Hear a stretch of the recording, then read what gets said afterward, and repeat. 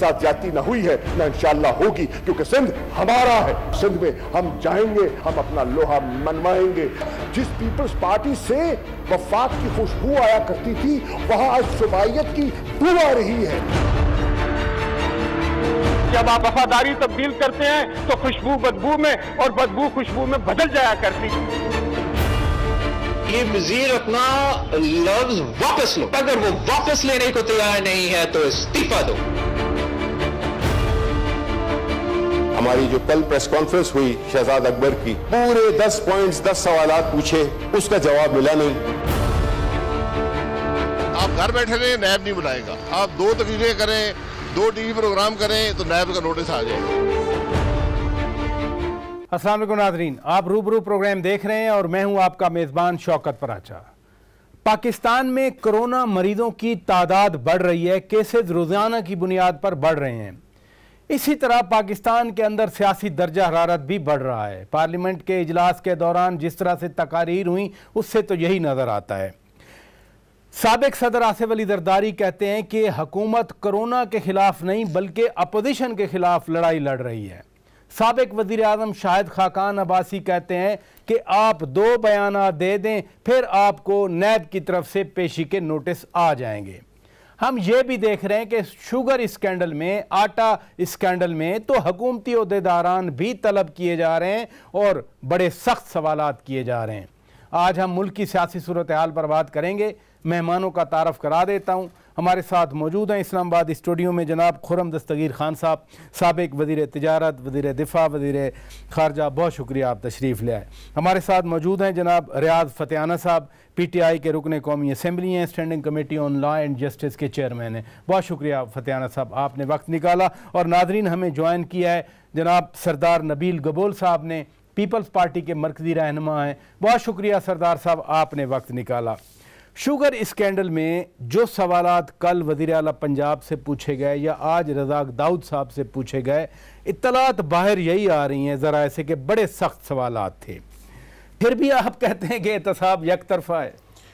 जी, मैं तो इसे पाकिस्तान की आवाम की कामयाबी कहूँगा कि पिछले सैटरडे तक, जब तक मैं और साबिक़ वज़ीर आज़म शाहिद खाकान अब्बासी शुगर कमीशन में पेश नहीं हुए, तमाम मीडिया में कोई शुनीद नहीं थी कि ये हुकूमती ओहदेदारान शुगर को कमीशन ने बुलाया भी है या ये पेश भी हो रहे हैं।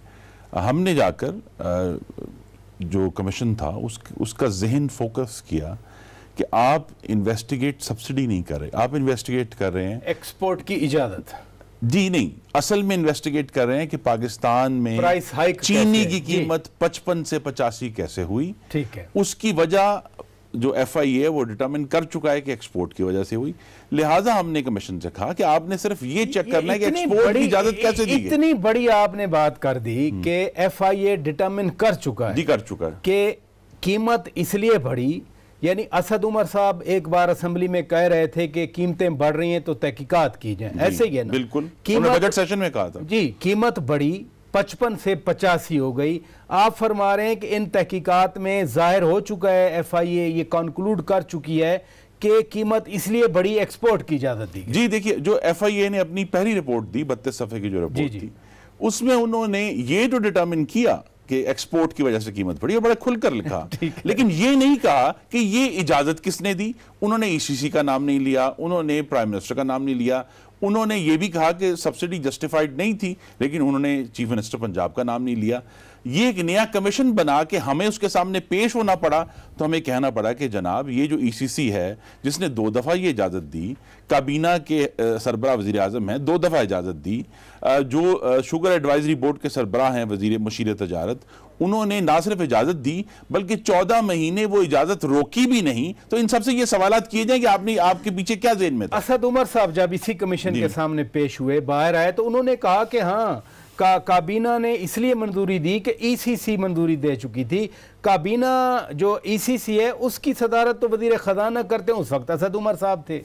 जी थे, तो असद उमर साहब जिम्मेदार हैं। लेकिन जब से 2016 में सुप्रीम कोर्ट ऑफ पाकिस्तान ने, हमने अपनी दरख्वास्त में भी ये बात लिखी, मुस्तफ़ा इम्पैक्ट्स का डिसीजन आया है, किसी भी फोरम का फैसला फेडरल गवर्नमेंट में वो तभी कबूल होगा जब फेडरल कैबिनेट, सो ईसीसी फेडरल कैबिनेट नहीं है।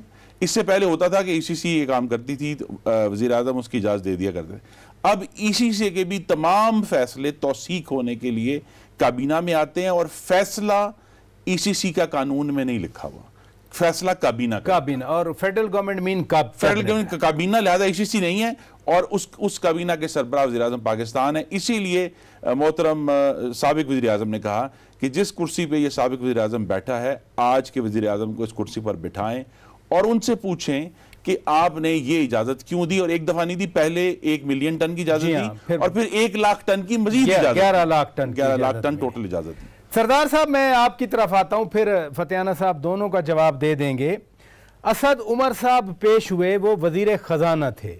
रज़ाक दाऊद साहब पेश हुए, वो एक्सपोर्ट एडवाइजरी ग्रुप के चेयरमैन थे, जो शुगर एडवाइजरी ग्रुप है उसके। फिर वजीर आला पंजाब पेश हुए कि उन्होंने सब्सिडी की इजाज़त दी। अब अगर वाकई FIA ये डिटर्मिन कर चुकी है कि प्राइस हाइक इस वजह से हुई, जिसका नून लीग कहती है कि 100 से ऊपर, 100 अरब से ऊपर नुकसान हुआ, 107 अरब, तो फिर आपके ख्याल में ये तो फिर सीधा सवाल हो गया, सीधा जवाब हो गया, सीधी तहकीकात हो गई, फिर कौन कौन फंस रहा है? देखिए शौकत साहब, मैं तो इस बात पर बड़ा हैरान हूँ कि PTI की गवर्नमेंट समझती है कि पाकिस्तान की आवाम जो है इतना बेवकूफ है कि हम जितना उनको बेवकूफ बनाना चाहे वो बन जाएंगे। यानी ये तो आप वाली बात है, ये ढकी छुपी बात नहीं है, सबके सामने एक ओपन करप्शन है। यानी एक तो वो करप्शन है ना कि जो शहजाद अकबर रोजाना आकर बैठते हैं और एक प्रेस कॉन्फ्रेंस करते हैं, और प्रेस कॉन्फ्रेंस में वही बातें करते हैं जैसे शहबाज शरीफ के हवाले से बात की, और आखिरी में फिर एक लतीफा बना दिया कि शहबाज शरीफ ने कहा कि मेरा इनकम जो है वो 10 भैंसों से जो दूध में बेचता हूँ उससे इनकम है, एक लतीफा बनाकर उसको पेश किया गया। तो मैं समझता हूँ कि ये एक मजाक है। और इमरान खान, क्योंकि मैं पहले दिन से कह रहा हूँ, सियासी बंदा है नहीं, उसकी सियासी ज़हन है नहीं, वो अपने एडवाइजरों के मशवरों से चलता है। और एडवाइजर कौन है? अनइलेक्टेड एडवाइजर सारे। तो आप देखें कि ऐसे मतलब स्पेशल असिस्टेंट 50 के करीब के तो स्पेशल असिस्टेंट बना दिए, ऐसे महकमे जो पहले कभी थे नहीं। तो मैं ये समझता हूँ कि ये जो फोकस कर रहे हैं, ये तवज्जो हटाने की कोशिश कर रहे हैं, ये 5-6 ऑपोजिशन के लोगों को अंदर करेंगे बिफोर द कमीशन रिपोर्ट जो ये आने वाला शुगर का, और साथ साथ फिर ये 2-3 PTI के लोगों को भी जो है अंदर करेंगे। ये बैलेंस रखना चाहते हैं, लेकिन ये फोकस हटाना चाहते हैं। और इसी यही वजह आप सिंध में देखें, खुर्शीद शाह का बेल नहीं हो रहा है, उस पर एक और जो है इंक्वायरी बिठा दी है, एक और रेफरेंस तैयार कर रहे हैं। इसी तरह एक सूबाई मिनिस्टर है हमारा तैमूर तालपुर, उसके खिलाफ जो है रेफरेंस तैयार कर दी है। तो इस तरह की सियासत तो नहीं चलेगी। यानी अभी हम या कोरोना से लड़े या अपने मुखालिफिनों से लड़े। तो इमरान खान को तो कोरोना की फिक्र है नहीं, इसलिए उसने लॉकडाउन हटा दिया, और लॉकडाउन हटाने के बाद आपने देख लिया कि पूरे पाकिस्तान में कितनी तादाद में पब्लिक ने जो है SOP की परवाह किए बगैर मार्केटों में निकले और मार्केट्स फिर बंद करने पड़े। तो ये सारी चीजें मैं समझता हूँ कि इमरान खान को समझना चाहिए। मैं तो पहले दिन से कहता था, शौकत फराजा साहब आपके शो में भी, इमरान खान को ये कोरोना वायरस बचा गया, वरना तो ये 2020 जो था ये इलेक्शन का साल था। क्योंकि जो लोग ये समझते थे कि इमरान खान जो है वो आखिरी होप है, वही लोग समझ रहे हैं कि पाकिस्तान का जो होप है वो यही है कि इमरान खान की तब्दीली होनी चाहिए। PTI government. चल इधर रुकिएगा फतेहाना साहब, ये जो तफसीलात आ रही हैं, यानी ज़ाहिर है अभी रिपोर्ट नहीं आई, फॉरेंसिक ऑडिट रिपोर्ट की बात कर रहा हूँ, लेकिन जिस तरह से बाहर इत्तलात आ रही हैं वो तो हुकूमत के लिए खासी पेचीदगी का बायस होगी। शौकत पराचा साहब, गुजारिश ये है कि पहले भी ECC की मीटिंग में एक्सपोर्ट की इजाज़त होती रही है, पिछले साल से या पिछली हुकूमतें देख लें। इससे पहले भी वज़ीर आला सब्सिडी देते रहे हैं। फ़र्क ये है कि पहली मरतबा मौजूदा हुकूमत ने बिला तफरीक, बिला लिहाज, विदाउट एनी डिस्क्रिमिनेशन सबको दायरे में खड़ा किया। ये भी तो फ़र्क है ना कि इस दफ़ा शॉर्ट थी, वो सेक्रेटरी फूड ने लिख दिया था कि गन्ने की जो फसल है वो कम हो सकती है, शुगर कम होगी मुल्क में। ये तो आर्टिफिशियल वो डिमांड सप्लाई को डिस्टर्ब किया गया। अगर इसमें हुकूमत मुलव्वस होती तो इस बात पर कारपेट डाल दिया जाता। हुकूमत जो कि मुलव्वस नहीं थी, इसलिए इसकी बेलाग इंक्वायरी हो रही है FIA में, और उसमें कभी ऐसा हुआ नहीं कि वज़ीर आला पेश हो रहे हों, कभी वफाकी वज़ीर पेश हो रहे हों। तो ये तो मैं समझता हूँ कि हुकूमत के क्रेडिट में चीज़ जाती है कि उन हुक्मरान हैं वो अब पेश हो रहे हैं अफसरों के सामने और उनके सख्त सवालात का जवाब दे रहे हैं, तो ये तो क्रेडिट में जाती है। अच्छा, आप लॉ एंड जस्टिस कमेटी के चेयरमैन हैं, ये फरमाइए कि ईसीसी जिम्मेदारी ले रही है कि हाँ हमने एक्सपोर्ट की इजाज़त दी, काबीना जिम्मेदारी ले रही है कि मंजूरी की इजाज़त दी, ये जो 55 से 85 तक गैप हुआ और आवाम से ये लूटा गया 107 अरब रुपए, पता नहीं इतने बनते हैं या नहीं, इनकी कैलकुलेशन है, कैलकुलेशन भी शेयर किया इनकी अच्छा आपने दी है कैलकुलेशन दी है, तो फिर ये 107 अरब का डाका कोई तो जिम्मेदार होगा ना सत्याना से। इससे ज्यादा इशू है सब्सिडी का, वो 3 अरब की है। मैं अर्ज करूँ ना, खुर्रम दस्तगीर साहब की पार्टी की जब हुकूमत थी, 3 भी नहीं है, 3 पूरी नहीं दी गई, 2.4 करूँ ना, वो तो अब 2015 से ये सिलसिला जारी है और मेरा ख्याल है कोई 55 अरब रुपए से ज़्यादा सब्सिडी दी जा चुकी है। इस दौर में तो 3 अरब की सब्सिडी हुई है, 52 अरब की तो मेरा ख्याल पिछले दौर में सब्सिडी हुई है। असल इशू ये है कि वो पैसा किन की जेब में ये देखे ना, TOR तो इस कमीशन की यही बनी गई ना, तहकीकात की बुनियाद ये थी कि ये प्राइस हाइक क्यों आई, महंगी चीनी क्यों हुई, इसी पे तहकीकात हो रही ना। चलें सब्सिडी वाला इशू 2016 से डाल दिया गया, लेकिन बुनियादी नुक्ता तहकीकात का यही है ना कि महंगाई क्यों हुई, महंगी चीनी क्यों हुई। देखो ना, एक तो उसमें कोई वजह नहीं है कि मौसम के असरात भी मौजूद हैं। अभी भी जिस तरीके से मौसम बदला है, आज देखें इस्लामाबाद में बारिश, आज पहाड़ों पे बर्फ़बारी मई में कभी हुई थी, और इस वजह से पिछले साल भी इस साल भी गंदम की फसल कम हुई है, अभी भी कम हुई है, और कमाद की फसल भी ख़राब हुई है बीमारी की वजह से। तो ये तो फितरत कुदरत का निज़ाम है, उसमें हुकूमत का कसूर नहीं है। जब क्लाइमेट चेंज की वजह से फसलें ख़राब हो रही हैं, हुकूमत का काम है लोगों को सहूलत फराहम करना, यहाँ ट्रांसपेरेंट सिस्टम को बहाल करना, यहाँ पे करप्शन को कम करना, यहाँ पे गवर्नेंस के निज़ाम को बेहतर करना, या आवाम के लिए 2 वक्त की रोटी का बंदोबस्त करना। वो हुकूमत माशाल्लाह जिस तरीके से कर रही है। तो चीनी महंगी हुई ना, हम तो बात कर रहे हैं फतियाड़ा साहब, आपने बाकायदा तकरीर कर दी है। देखिए, मैं अगर इजाज़त हो ना, 2017 में भी उस वक्त, एक तो आपके नाज़रीन को मालूम होना चाहिए कि 2016-17 और 17-18 में पाकिस्तान की रिकॉर्ड शुगर प्रोडक्शन हुई, बल्कि 2016-17 में पाकिस्तान की तारीख में 7 मिलियन टन क्रॉस, सबसे ज़्यादा लिहाजा मुल्क में चीनी बहुत वाफर थी। जो दिलचस्प बात यह है कि उस साल तकरीबन 10 लाख टन चीनी एक्सपोर्ट हुई, उस पर सब्सिडी भी दी गई, लेकिन जनवरी 2017 में चीनी की कीमत आप चेक करा लें 65 रुपए थी। दिसंबर 2017 में 10 लाख टन 11 रुपए नीचे आई, यानी वो जो 65 रुपए थी वो 54 रुपए रह गई। तो इसका मतलब ये है कि जब हुकूमतें सोच समझ कर ये फैसले करती हैं, तो पाकिस्तान के अवाम जो जिनकी फलाह हमारा असल मकसद है, उनको बजाय एक्सपोर्ट से चीनी महंगे होने के चीनी 11 रुपए सस्ती हो जाती है। और ये फैक्ट आपने कमीशन को जी, ये भी दिलचस्प बात ये है कि ये फैक्ट FIA की एक सप्लीमेंट्री रिपोर्ट जो उन्होंने वज़ीर आज़म को भिजवाई, ये ग्राफ उसमें रिप्रोड्यूस हुआ है कि उस दौर में इतनी चीनी सब्सिडी के साथ एक्सपोर्ट करने के बावजूद 11 रुपए फी किलो उसकी कीमत कम हुई। यहां उन्होंने, और अगर आप मुझे इजाजत दें, एक से एक मैं जुमला पढ़ देता हूं। FIA ने जो 32 पेज की रिपोर्ट जो लीक हुई और फिर बाद में गवर्नमेंट ने रिलीज भी की, उन्होंने ये कहा कि with the export of sugar in January 2019 the price of sugar started increasing immediately in the local market.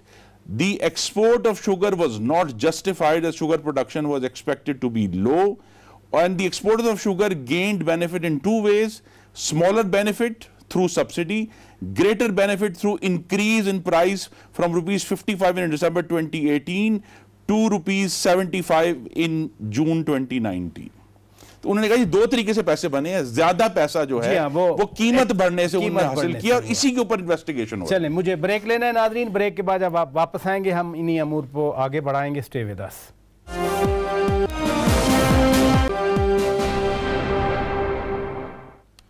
Welcome back नाज़रीन। हम बात कर रहे हैं मुल्क में मुख्तलिफ तहकीकाती काम जो हो रहे हैं शुगर स्कैंडल के हवाले से। आज भी बड़े बड़े लोग पेश हुए।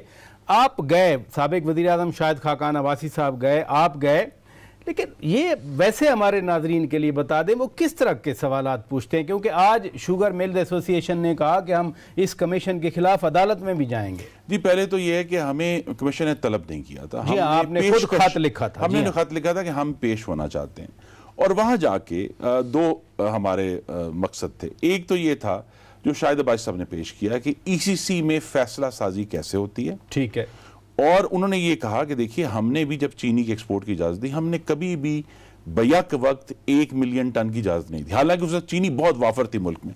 हमने हमेशा ये कहा कि आप 2.5 लाख टन ले लें इजाजत, जब 2.5 लाख हो जाएगी फिर आ जाए, फिर देखा 3 लाख और ले लें, जब हो जाएगी फिर आ जाए। उसका नतीजा ये जो असल उसके पीछे मकसद है कि शुगर मार्केट जो पाकिस्तान की है उसमें कभी भी ये सिग्नल नहीं जाता कि चीनी कम होने वाली है, चीनी की जो सप्लाई है पाकिस्तान में वो बढ़ जाती है। दूसरा ये है कि जो मेरी जिम्मेदारी थी, मैंने कमीशन के सामने जो FIA की रिपोर्ट थी उसके सिर्फ इक्तसाबात पढ़े, मैंने और कोई बात नहीं की। उन्होंने मुझसे ये पूछा कि आप हमारी ही रिपोर्ट हमें पढ़कर सुना रहे हैं। मैंने कहा जी क्योंकि आपकी रिपोर्ट इस मामले में बड़ी सराहत से ये कह रही है कि मौसम नहीं था, जो कॉस्ट ऑफ प्रोडक्शन है वो नहीं बढ़ी, टैक्स नहीं बढ़े, कोई और फैक्टर नहीं है सवाए एक्सपोर्ट के जिसकी वजह से ये कीमत, क्योंकि एक्सपोर्ट की इजाजत देकर दिसंबर 2018 में अगले 13-14 माह वो इजाजत बरकरार रखेगी। आपके नाजरीन को मालूम होना चाहिए कि दिसंबर कीमत बढ़ती रही, हाँ मुस्तकिल। 2019 दिसंबर में जब ये इशू खुलकर पाकिस्तान के सामने आ गया, उसके बावजूद चीनी की एक्सपोर्ट रोकी नहीं गई, फरवरी 2020 में आकर रोकेगी। मैंने उन्हें कहा कि आपकी अपनी रिपोर्ट ये बात कह रही है, अब कमीशन की रिपोर्ट में ये पॉइंट धुंधलाना नहीं चाहिए, जिसकी जिम्मेदारी है वो दें।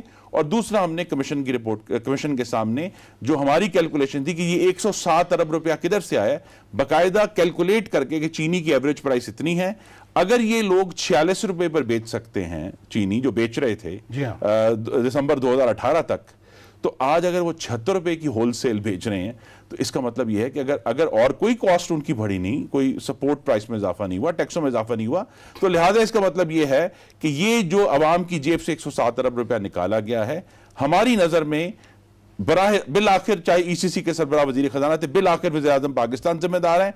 और दूसरी तरफ सब्सिडी जो अनजस्टिफाइड थी, क्योंकि 40% पाक रुपी डिवैल्यू हो चुका था, उसके जिम्मेदार वजीर आला उस्मान बुज़दार है। सरदार साहब, आसिफ अली जरदारी कह रहे हैं, कल कायरा साहब से बात हुई, रूमर्स थी बहुत सारी, लेकिन कायरा साहब से जब बात हुई तो कम से कम वो रूमर्स क्लियर हुई। लेकिन आसिफ जरदारी साहब कह रहे हैं कि हुकूमत कोरोना से नहीं लड़ रही, अपोजिशन से लड़ रही है। लेकिन हम जो बात कर रहे हैं कि इसमें शुगर स्कैंडल में रज़ाक दाऊद साहब जा रहे हैं, असद उमर जा रहे हैं, पंजाब के वज़ीर आला जा रहे हैं, फिर काफ लीग का मसला आपके सामने है, वो पिटीशन दे रहे हैं, पिटीशन भी उनकी अभी तक सुनवाई नहीं हो रही। तो सिर्फ अपोजिशन तो नहीं है, सब लोगों का ये एहतसाब तो हो रहा है। ये कैसा एहतसाब है शौकत साहब? पेशियां हो रही हैं सरदार साहब, सब लोग जा रहे हैं। बड़ा मजाक है कसम से। पहली दफा हमने अपनी उम्र में नहीं कहूंगा, बल्कि इस पूरे 100 साल में पहली दफा ऐसा देखा, कोरोना वायरस जैसी बीमारी, और पूरे 100 साल में पूरे इस बड़े सगीर में एक ऐसी हुकूमत देखी है जो कि इमेच्योर हुकूमत, और उस पर हंसी आती है। यानी आप ये देखें कि तारिक चीमा साहब कल जाके मुलाकात उन्होंने की इमरान खान, उन्होंने प्राइम मिनिस्टर को साफ अल्फाज में कहा कि जी चौधरी साहब ने मुझे भेजा है और आप लोगों ने नैब को हमारे पीछे लगा दिया है, लिहाजा हम जो है आपके साथ आगे नहीं चल सकते। जिसमें प्राइम मिनिस्टर ने उनको यकीन दिलानी कराई है कि ये मैं नहीं कर रहा हूं, ये कहीं और से हो रहा है, लेकिन मैं ये यकीन दिलाता हूं कि आप लोगों के खिलाफ कोई कार्रवाई नहीं। एक तरफ आप अपने एलाइज को बचाते हैं, दूसरी तरफ आप अपोजिशन को रगड़ा दे रहे हैं, और तीसरी तरफ आपको कोरोना से भी लड़ना है, यानी लोग भी मर रहे हैं और आप अपोजिशन को भी मारना चाहते हैं, और आखिरी में लंबा यही है कि आप अपनी हुकूमत को बचाना चाहते हैं। तो मैं ये सब हैरान हूं इस बात पे कि ये किस तरह चलेगा, ये सारा निजाम किस तरह चलेगा, ये हुकूमत किस तरह चलेगी। लोगों के मसाइल, आपने कहा था कि हम आते ही 50 लाख नौकरियां देंगे या 1 करोड़ नौकरियां देंगे, कुछ समथिंग लाइक दैट। तो भी मुझे तब हंसी आई जब एक फेडरल मिनिस्टर ने एक शो में कहा कि 20 दिन सब्र कर ले। जी हाँ, समंदर से तेल निकल रहा है, समंदर से तेल निकलेगा 20 दिन बाद। जी हाँ, केकड़ा वन था कोई महीना 2 महीने, हम भी सही बात है इस आस में बैठ रहे कि केकड़ा से तेल निकलेगा और पता नहीं पाकिस्तान खुशहाल हो जाएगा, लेकिन क्या हुआ? आस में बैठे हुए हुकूमत का आसरा क्या कर, मुझे एक चीज पता है, हम आसरे में बैठे हुए हैं कि ये हुकूमत कुछ रिलीफ देगी आवाम को। अब हुकूमत को चाहिए कि आपके जो इर्द गिर्द राइट और लेफ्ट में लोग बैठे हैं जो फंस चुके हैं, चीनी में भी फंस चुके हैं, गंदम आटा में भी फंस चुके हैं, और उस आपके काबीना के अंदर 6 लोग ऐसे बैठे हैं जिनका नैब के अंदर नाम है, लेकिन जो चेयरमैन नैब ने बात कही, मैं आपको याद दिलाऊं कि उन्होंने कहा कि अगर हम कार्रवाई करेंगे तो ये हुकूमत गिर जाएगी। जी हाँ, लेकिन चेयरमैन ये भी कहते रहे कि हवाओं के रुख बदल रहे हैं। अभी हवा के रुख बदलते बदलते फिर रुकवा दिया गया। हवा का रुख बदलने वाला था, बिल्कुल मैं भी समझता हूँ, लेकिन उस हवा के रुख को भी बदलने वाली एक मशीन निकाल ली उन्होंने। अब वो हवा का रुख जो है उन्होंने रोक दिया है। अब देखे सारा इम्तिहान है इमरान खान का, ये चीनी कमीशन रिपोर्ट करता है, इसके ऊपर इम्तिहान है इमरान खान का फ्यूचर का भी। तो अब देखना ये कि ये रिपोर्ट के बाद किस किस की गिरफ्तारी होती है। किस किस की गिरफ्तारी? इधर रुकिए सरदार साहब, ये पूछ लेते हैं कि किस किस की। फतेहाना साहब, पहले मैंने भी यही सवाल किया कि उनसे ही पूछा कौन कौन पकड़ा जाएगा, यानी तवक्कुआत आपने खुद बढ़ाई हैं। खुद वजीर आजम ने ऐलान किया कि हाँ 4-5 अप्रैल को ऐलान हुआ था कि 25 अप्रैल को रिपोर्ट आएगी, फिर पता चला काबीना ने 3 हफ्ते की एक्सटेंशन दे दी। लेकिन अगर बात को आगे भी बढ़ाया जाए, अपोजिशन के सारे जितने केसेस थे सब में उनकी जमानतें हो गई। अब एक ऐसा लॉ रह जाता है कि जी आमदन से ज़ायद असासाजात बनाए, किसी को भी पकड़ा जा सकता है। ये पकड़ धक्काड़, ये पेशियाँ, ये कभी बंद होंगी? पराचा साहब, गुजारिश ये कि नबील गबोल साहब और मैं इकट्ठे 2002 की असम्बली में MNA थे, बड़े माशाल्लाह बहादुर आदमी हैं, और खुर्रम दस्तगीर साहब से भी बड़ा ताल्लुकदारी है, बहुत ज़्यादा इनके वालिद साहब से भी। जी हाँ, मेरी तो न्याज़बंदी। जी हाँ, जी हाँ, मैं आई अंडरस्टैंड। तो गुजारिश ये है कि ओवरऑल देखा जाए तो ये तो हुकूमत के हक़ में जाता है कि इस दौर में किसी को भी माफ़ नहीं किया जा रहा और सब एहतसाब के शिकंजे में कसे जा रहे हैं। हुकूमत के अंदर भी हैं, हुकूमत के बाहर भी हैं। और जो नैब है उसके मौजूदा चेयरमैन की तकर्री ख़ुद नून लीग के वज़ीर-ए-आज़म और अपोजिशन लीडर पीपल्स पार्टी से इनके मशावरत से हुई है, और उनसे हमारा को लेना देना ही नहीं है किसी किस्म का।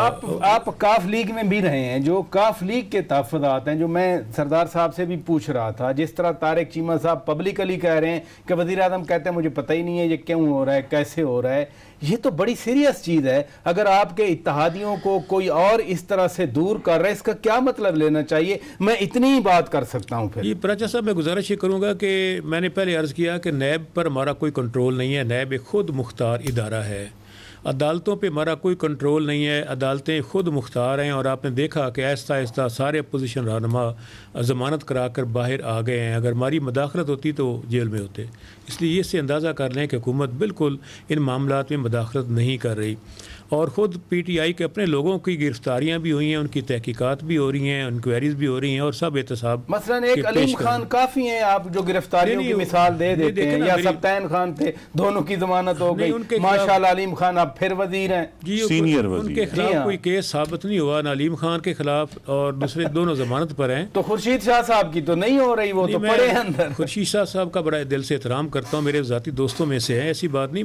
मेरे कहने का मकसद ये है कि अदालतें आज़ाद हैं, नैब आज़ाद है, और इस पर तो मैं चूँकि चेयरमैन लॉ एंड जस्टिस हूँ, तो हमारे सामने ऑलरेडी गवर्नमेंट का आर्डीनेंस आया हुआ है नैब के मुतल्लिक, और इस पर काफ़ी तफसीली बातचीत हुई थी। अपोजिशन तो कहती थी नैब को ख़त्म कर दें, हुकूमत चाहती थी नैब को इम्प्रूव करें। हुकूमत तब्दील कर रही है वैसे तो इसमें मेरा ख्याल है कि मुल्क कौम के बेहतरीन मफाद में इसमें मुनासिब तरमीम इसके कानून में होंगी, क्योंकि काफ़ी पुराना कानून है 99 का, और अब 2020 है। इसमें कुछ चीज़ें, खामियां कमियां हैं, हम चाहते हैं कि इसको इस तरीके से और इम्प्रूव किया जाए, और यकीनन हम अपोजिशन को भी एतमाद में लेंगे। हुकूमत कतई तौर पर इंतकामी कार्रवाई का इरादा ना रखती है, ना किया है। चल इधर रुकिएगा नाज़रीन, ब्रेक लेते हैं। ब्रेक के बाद जब वापस आएंगे, मैं ज़रूर बात करना चाह रहा हूँ, सरदार नबील गबोल साहब तशरीफ़ रखते हैं, कि ये जो सिंध में वो कह रहे हैं कि हम आएंगे, जैसे हमने पंजाब में हमने ताकत लिए हम इस तरह सिंध में भी पावर कैप्चर करेंगे। पीटीआई के रहनुमा ये कह रहे हैं। ब्रेक के बाद बात करेंगे।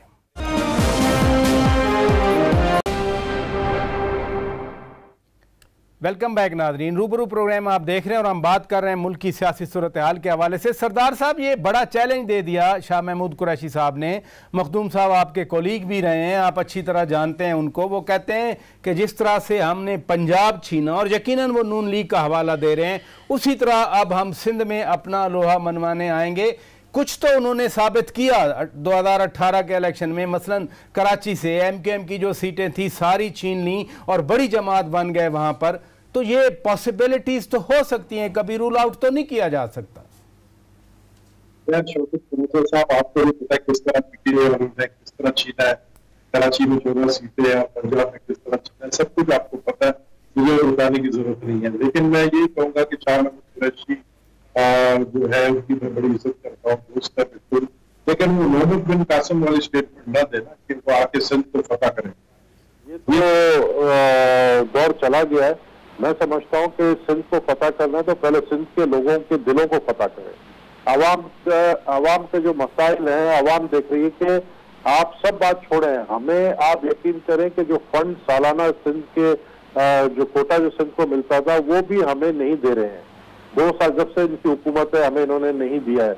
और इस दफा जो कोरोना के लिए हमें कोई फेडरल गवर्नमेंट से कोई बजट नहीं मिला, कुछ सपोर्ट नहीं मिला, कोई हमें जो है इन्होंने इसको फाइट करने के लिए ना वेंटिलेटर्स भेजे, ना हमें जो है इन्होंने यहाँ तक कि ये N95 मास्क भी जो हमने खुद मंगवाए, खुद अपने पैसों से मंगवाए, वो भी इन्होंने अपने खाते में डालने की कोशिश की। तो इस तरह आप सिंध फतह नहीं कर सकते हैं। मोहम्मद बिन कासिम का वक्त गुजर गया है। अभी आप जो फतह करना चाहते हैं तो फिर आपके पास लोग भी होने चाहिए जो आवाम की खिदमत करें। आपके 4 वजीर हैं कराची से, वो आके प्रेस कॉन्फ्रेंस करते हैं, और वो 4 वजीर भी कैसे वजीर बने हैं जो कि चेयरमैन यूनियन काउंसिल के इलेक्शन आ रहे हैं, वो आज फेडरल वजीर हैं, वो आके ऐसी ऐसी बातें करते हैं और सिंध को चैलेंज करके बोलते हैं कि जी चूंकि अब आप कह रहे हो ना 14 सीटें कराची से हैं, तो कराची भी भाई सिंध का दारुल खफा है।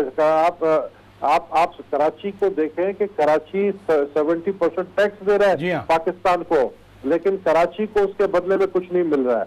कराची जो सबसे बड़ा टैक्स पेयर सिटी है और पाकिस्तान का दिल है, सबसे बड़ा शहर पाकिस्तान का है, वो आपको सियालकोट में, लाहौर में, पिंडी में पुल बनाने के लिए आपको पैसे देता है टैक्सेस की सूरत में, लेकिन जो उसके बदले के पैसे वो आप रोक देते हैं। चल इधर रुकिए दूरियां तो पैदा होंगी ना, फिर तो दूरियां पैदा होंगी। इधर रुकिए, ये कितनी ये खतरनाक या अहम, इक्वली दोनों अहमियत भी है और ख़तरनाक भी, जैसे फरमा रहे हैं कि दूरियां पैदा होंगी, इस तरह से बयानात देना। लेकिन जब हम कहें कि जमहूरी दौर है, सियासी दौर है, हर सियासी जमात का हक है, वो दावा भी कर सकती है, वो क्लेम भी कर सकती है कि हाँ हम पूरा पाकिस्तान स्वीप करेंगे। अभी रिसेंटली चंद दिन पहले जब अलीम खान साहब, जिनका आपने जिक्र किया कि वो नैब से ज़मानत याफ्ता है इस वक्त, लेकिन उन्हें सीनियर वजीर बना दिया गया, उन्होंने अवाम को याद कराया कि वो जो जहाज़ उड़ा था सूबाई असम्बली के इलेक्शन के बाद, वो उसमें उनका भी हिस्सा है। तो जो पंजाब छीना गया, मुस्लिम लीग नून अभी भी पंजाब असम्बली में सबसे बड़ी जमात है, पीटीआई की सीटें उससे कम हैं, लेकिन छीनने के लिए फिर वो जहाज़ उड़ाया गया, यानी आज़ाद अरकान 21 आज़ाद अरकान जो हैं उस जहाज़ में जहांगीर तरीन साहब और अलीम खान साहब ने उसको फाइनेंस किया, और वो जो क्या हम फिर कहेंगे कि घोड़ों का कारोबार हुआ, हॉर्स ट्रेडिंग हुई, और पंजाब जो है पीटीआई के पास चला गया। तो सिंध में भी ये कोशिश करके देख लें, नहीं हो सकता, एक दफा हो सकता है। दूसरा ये देखिए, ये चूंकि हॉर्स ट्रेडिंग का जिक्र हुआ, आपने केकड़ा मुझे याद कराया, तो मैं केकड़ा वन की बात, तो वो वजीर आजम साहब, मैं तो सरदार साहब तो वजीरों की बात कर रहे थे, मुझे वजीर आजम की हाँ, तो वजीर आजम साहब ने जितने भी जानवरों के नाम लिए हैं, अवाम की फलाह नहीं हुई, ना केकड़े से हुई, ना कट्टे से हुई, ना मुर्गी से हुई, ना बकरी से हुई। अब तो टाइगर की बात हो रही है,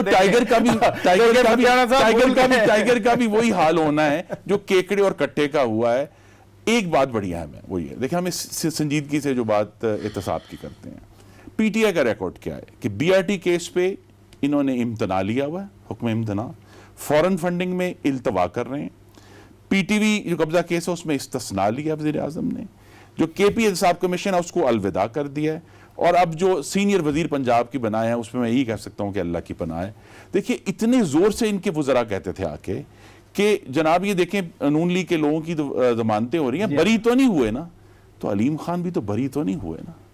और अभी नबील गबोल साहब ने जो बात की, मैं उसको एक खास पैराए में दोहराना चाहता हूं।